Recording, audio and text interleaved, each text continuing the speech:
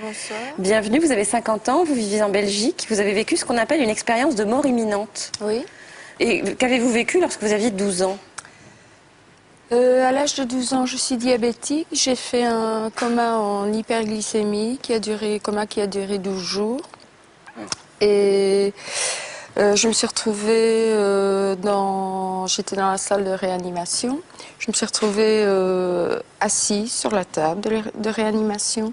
J'avais un interne en face de moi qui n'était pas à l'aise, le garçon. Il transissait parce qu'il devait me faire un tas d'examens, là. Et je lui ai dit, mais aie confiance en toi, ça va aller, allez, vas-y. Je voyais qu'il ne m'entendait pas, et puis je voyais tous les médecins qui s'affairaient autour de moi. Et à un certain moment, le médecin a dit, c'est terminé, on est occupé à la perdre. Et là, je me suis retrouvée au-dessus de mon corps. J'ai voulu voir mes parents. Qui attendait à côté? Qui attendaient, je ne sais pas, mais je voulais les voir. Et je me suis retrouvée, à ce moment-là, juste dans la pièce où ils étaient. Ils étaient occupés à se disputer, ils divorçaient.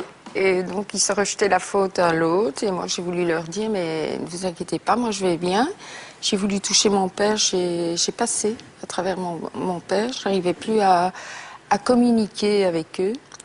Donc, je me suis dit, je n'ai plus rien à faire ici, il faut que je trouve un moyen de communiquer. J'ai revu tous les actes que j'avais posés. J'avais pas été bien méchante à 12 ans, bon. Mais je ressentais la joie comme la peine des personnes envers qui j'avais posé ces actes. Et j'étais mon seul juge. À 12 ans? Oui. Mais là, je vais dire que je suis encore dans le mental. Je dis ça parce que j'analyse la situation. Et là, je me rends compte que je n'ai plus de corps. Je suis toujours en train de penser, donc je me dis, je vis. Je pense, je vis, je réfléchis, ok. Et à un moment, je me suis dit, il doit bien y avoir un point de sortie, une porte de sortie. Et j'ai vu un point de lumière. J'ai dit, bon, ben voilà. Et je me suis retrouvée derrière moi ce noir absolu et devant moi une lumière qui m'appelait, qui n'était qu'amour. Et là, il n'y a plus de mental. J'ai décidé d'entrer dans cette lumière et le mental, il n'y a plus de mental du tout, c'est la conscience pure. Et je crois que j'étais en fusion complète avec mon être. Mais qu'est-ce qui a fait que vous êtes revenu? Parce que ça a l'air tentant, cette histoire de lumière, quand même. Ce qui a fait que je suis revenue, j'ai un peu vu défiler ma vie future. Ah bon? Ce sont des images? Des images, oui. J'ai eu connaissance de ça. Des choses qui sont avérées se passer plus tard? Oui. On me montrait, je ressentais la souffrance dans le couple. La mort de plusieurs enfants. Je me suis vue dans une chambre d'hôpital, dans des souffrances morales et physiques. Tout ça s'est avéré exact, notamment la chambre d'hôpital, puisque j'ai souffert de plusieurs cancers.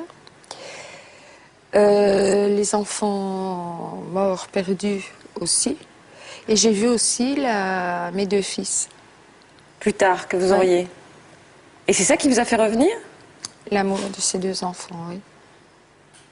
Et parce que là, quand vous avez réintégré votre corps, vous étiez à la morgue.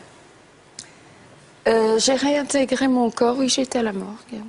Vous étiez morte, cliniquement? Oui, cliniquement. Et vous êtes revenue à la vie?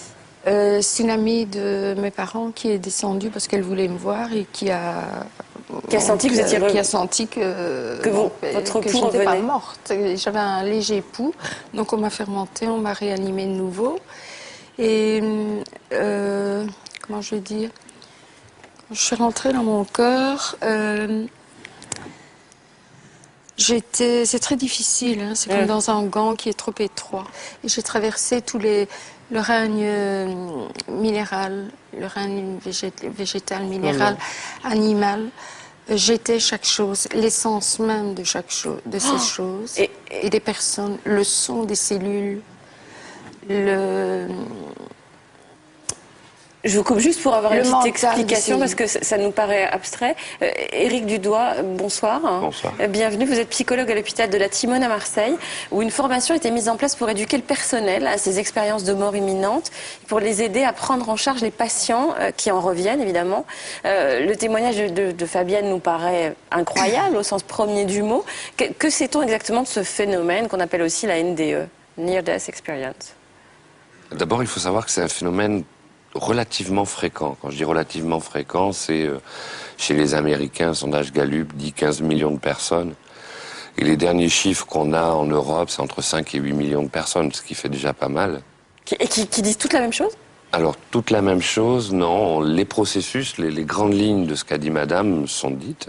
Le tunnel, la sortie hors du corps, une sensation de connaissance totale. On parle de gens qui sont morts cliniquement. Hein.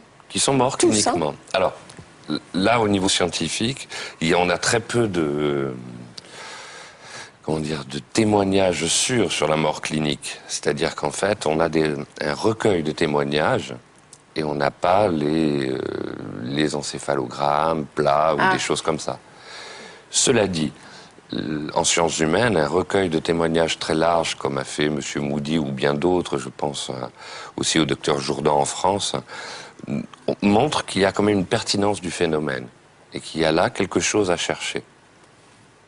Et ça, c'est très très intéressant. C'est pour ça qu'au CHU La Timone, on s'est dit on va faire une recherche, aider avec d'autres et former le personnel soignant. Ça, c'est ailleurs, c'est dans une structure qui s'appelle Oxygem. Pouvoir justement former les gens à l'écoute, parce que... Oui, parce qu'on croit qu'ils sont dingues. Faut dire la vérité. Pour dire c'est ça, tabou. oui. En plus, cette espèce d'image de pureté, de connaissance de l'eau, de minéral, de végétal, honnêtement, moi je suis devant ma télé, je fais... C'est normal. J'imagine que toutes les personnes à qui vous avez raconté ça... C'est pour ça que j'ai fait ma psychologie. Ouais, non mais je comprends. Hein. Avoir une structure. Non mais c'est vrai. C'est très Et ésotérique. je dois dire aussi que la mort n'est qu'un passage. Oui, ça vous fait pas C'est peur. une vie sous une autre forme. C'est la vie qui continue sans physique. Pour vous, l'esprit. c'est devenu une certitude, ouais. Mais c'est une certitude. Vous parlez facilement de ces expériences, vous, Fabienne? Il m'a fallu longtemps pour en Bah oui. parler. Maintenant, j'ai les pieds posés bien sur terre. Vous n'avez rien à prouver. Oui, je n'ai rien à prouver. Je ne suis pas là pour faire croire. C'est ça. Et vous n'en faites pas un business non plus? Non, je parle d'une expérience, de plusieurs expériences que j'ai vécues. C'est tout.